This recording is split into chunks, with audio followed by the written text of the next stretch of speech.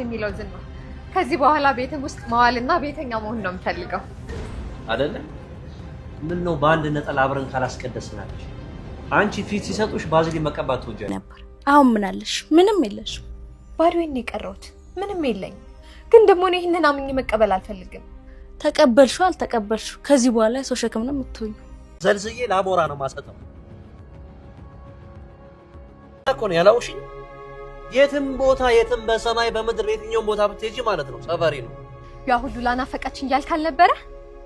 ይኸው ፈጣሪ መልሱን ወዲያው አቀረ። ማህሌትና ዝና ቅድስትንና ምሳሌን አገቷቸው። ምሳሌ አባቴ የት ነው? አባቴን ለምን አይመጣም? እያለች በጥያቄ መከራዋን ስላሳየቻት ቅድስቴ እንደ መንቀሳቀሻ ይሆነኛል፣ እኔ ወደ ገበያ ልሄድ ነው፣ ስለዚህ እንሂድ አብረን በማለት ምሳሌን ወደ ውጭ ይዛት ትወጣለች። እና ተስፋ ስለቆረጠ በአዲስ ነገር ማህሌት ከነሱ ጋር እንድትፋለም አዲስ ነገር ስለ ብሩክ መጥፋትና ስለ ብሩክ አደጋ ውስጥ መግባት መጥፎ ነገር የሰማችው ማህሌትም መቆሚያዋና መቀመጫዋ መዋያዋ የነሱ ባር ላይ ሆኗል። ምክንያቱም አሁን ላይ እሱ አደጋ ላይ ከወደቀና ቤቱ ካልተሸጠ እኔ ደግሞ ድጋሜ ክሴን እቀጥልና ስለ ቤቱ እከራከራለሁ በማለት መቀመጫዋና መዋያዋ ማደሪያዋ እዚህ አካባቢ በር ላይ ሆኗል። ታዲያ በር ላይ ሆነው እየተጠባበቁ በነበረበትም ጊዜ ምሳሌና ቅድስቴ ወደ ሱቅ እያለፉ ወደ ገበያ በመውጣት ከቤት እየወጡ እያለፉ እያለ ያውለህና ዝና ያውለህና እነሱን በመያዝ ምሳሌን እና ቅድስትን በመያዝ ሚስትህን መቀበል ትችላለህ ያውለህና በዚህ አለፉም ስትልም ቅድስቴንና ምሳሌን ጠቁመዋለች።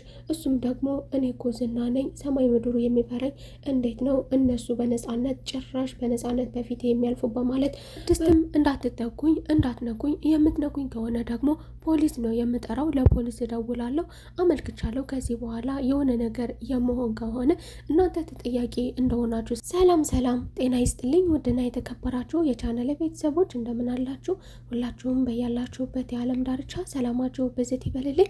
ቤተሰብ ያልሆናችሁ የደወል ምልክቷን በመጫን ቤተሰብ ይሁኑ። ማህሌት የሚላስ የሚቀመስ የሚጎረስ እስከምታጣ ድረስ ችግር ላይ ወደቀች። ይህንን የተመለከተችው ኤፍራታ ደግሞ ሁልጊዜ ችግር በተፈጠረ ቁጥርና የሆነ ነገር አንድ ቀን ወይም ደግሞ ብር ሳትሰጣት ከዋለች ችግር ነው የምትናገረው።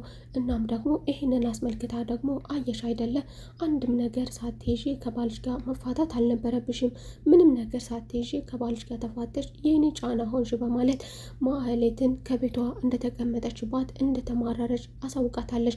ማህሌትም ደግሞ ተይ ኤፍራታ፣ አንዷ መካሪ አንቺ አልነበርሽም እንዴ? ለምንድነው እንደዚህ የምትይኝ?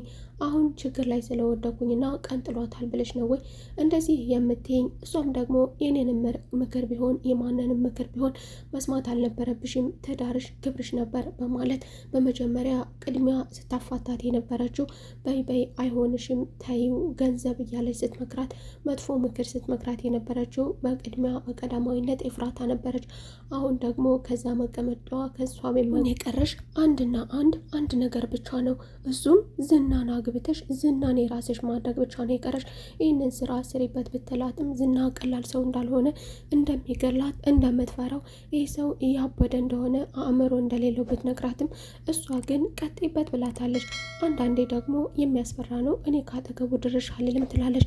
ማህሌትን ደግሞ ከሱ ጋር ግቢ፣ በዛውም ደግሞ ቤት ይገዛልሻል፣ ለእኔም ትተርፊኛለች በማለት የማይሆን ሰው ጋር ዝና ጋር ለሰከንድ ማንም አውሮ መቀመጥ የማይችለው ሰው ጋር አሁንም ደግሞ ልክ እንደ ትናንቱ ከባሏ ጋር እንዳፋታቻት አሁንም ደግሞ ችግር ውስጥ በወድቅ እኮ ነገጧ ዝና ቢገለኝ እኔ አላልኩሽም ለማለት ነው አደለ? እኔ ማን ተጣበቂያለሽ? እኔ እኮ እንደዚህ አላልኩሽም ለማለት ነው አደለ? እንደዚህ ምሳሌ አባቴን ሳላየው እኮ ዋልኩኝ አደርኩኝ። ቅድስቴ ለመሆኑ ምንድነው የተፈጠረው? በምንድነው እየተጣላችሁት? አባቴ ጋር ውሰጂኝ እያለች ቅድስቴን ምሳሌ በጥብጣታለች። ብሩክ ከቤት ከወጣ 2 ቀን አልፎት 3ኛ ቀኑ እየተቆጠረ ነው። ማህሌት ለኤፍራታ ዛሬ ደግሞ ምን እንዳገኘ ባላውቅም የሆነ ነገር የምነግርሽ አለኝ ብሎኛል እና ዝና እሄዳለሁ ወደ እሱ ስትላት ተስፋ ለመለመና ኤፍራታ ደግሞ እንግዲያውስ ዛሬ ደግሞ ወደ እሱ የምትሄጂ ከሆነ አንቺ ጋር የምትስማሙ ከሆነ ያንቺን የትዳር አጋርነት የሚቀበል ከሆነ የዛሬ ምሳ ግብዣ የኔ ይሆናል በማለት ደስታዋን ገፋፍታ ከቤቷ እንድትወጣላት እንደፈለገች ምልክትም ማሳየታታለች። ዝና ማህሌትን እፈልግሻለሁ በጥብቅ የምነግርሽ ነገር አለኝ በማለት አሳሳቢ ነገር እንዳለና ወይም ደግሞ የሚነግራት መልካም ነገር እንዳለ አሳውቋት ነበር። ይህንን የተመለከተችውና ደግሞ ማህሌት ትንሽ ነገር ስታገኝ በፈለገችው መልኩ የምትፈታው አሁን ደግሞ ይህንን ስላላት ምናልባትም ደግሞ ሊወደኝና ሊያገባኝ ይችላል የሚል ተስፋ በሌላ በኩል አስባለች።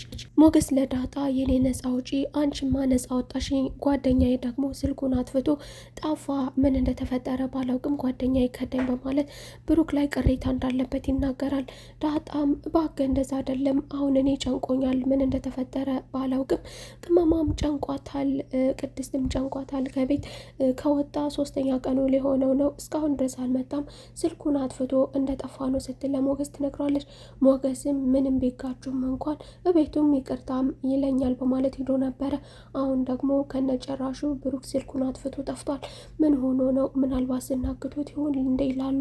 እሱም ደግሞ ምን ተፈጥሮ ይሆን? እሷም አላቅም፣ ብቻ ነገሩ ግን ምን እንደሆነ ባላቅም፣ ቡራ ግን የለም፣ ወዴት እንደሄደ አላቅም፣ ለምን እንደጠፋ አላቅም፣ ብቻ ግን ከዚህ ጀርባ የሆነ ነገር እንዳለ፣ አንዳች መጥፎ ነገር እንዳለ እየገመትኩ ነው በማለት ከሞገስ ጋር ትማከራለች። ብሩክ ለማህሌት አንድ የማውቀው ከባድ ወንጀል አለ፣ ከባድ ሚስጥር አለ።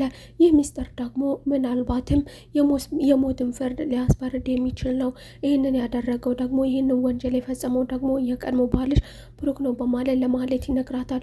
ማህሌትም ደግሞ እኔ ብሩክን አውቀዋለሁ፣ ይህንን የሚያደርግ ሰው አይደለም፣ ወንጀልን የሚዳፈር ሰው አይደለም፣ የኔ ባል አውቀዋለሁ ስትል የምትከራከረውም እሱ ግን ያደረገውን ነገር ወደ ውጭ ሀገር ሲሄድ ልጁን ለማሳከም ብሩክ ቤቱን ሸጦ ልጁን እንዳላሳከመ ይነግራታል። እሷም ደግሞ እንዴት ሊሆን ይችላል ታዲያ ልጁን እንዴት አሳከማ ስትልም ትጠይቀዋለች። እሱም ደግሞ ልጁን ሸጦ ሳይሆን ከባድ ወንጀል ሰርቶ በአንድ ነገር በመጥፎ ነገር ከሰዎች ጋር ተነጋግሮ ተስማምቶ ነበር የሄደው። ያን ነገር ደግሞ ክዷቸዋል። ያን ነገር እሱ ደግሞ ሲነግራት አደንዛዥ ወደ ውጭ ሀገር ይዞ እንደመሄድ ተመካክሮና ተቀብሎ እንደነበር ይነግራታል። እሷም ደግሞ ታዲያ ይሄ ነገር እኮ በጣም ከባድ ነው፣ ታዲያ እንዴት በህይወት ተመለሰ? እንዴት ልጁን በሰላም አሳክሞ ሊመለስ ቻለ? ስትልም ጠይቀዋለች።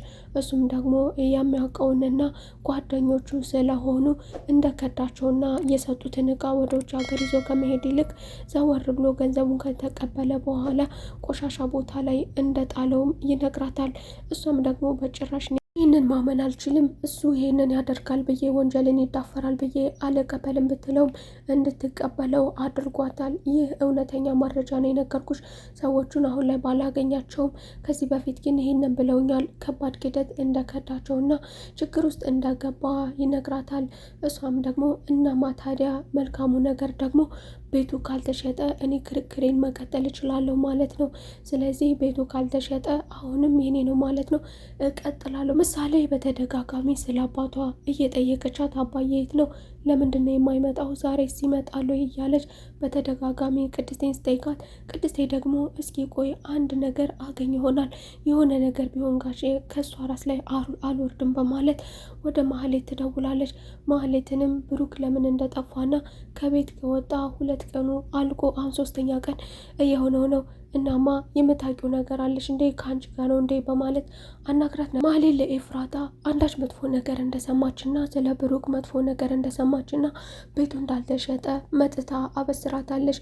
ነይ ቃፊና ሳሜ ነይ ባክሽ፣ የምነግርሽ አንድ ትልቅ ነገር አለ ዛሬ በማለት በደስታ ቡል ቡል እያለች ወደ ቤት ገብታለች። ኤፍራታ ምን ሊፈጠር ይችላል? ምን አግኝተሽ ነው? ለመሆኑ ዝና እሻለሽ እንዴ? የፍቅር አጋርሽ ለመሆን ተስማማ እንዴ? ስትልም እሷም ደግሞ የገመተችውን ጠይቃታለች።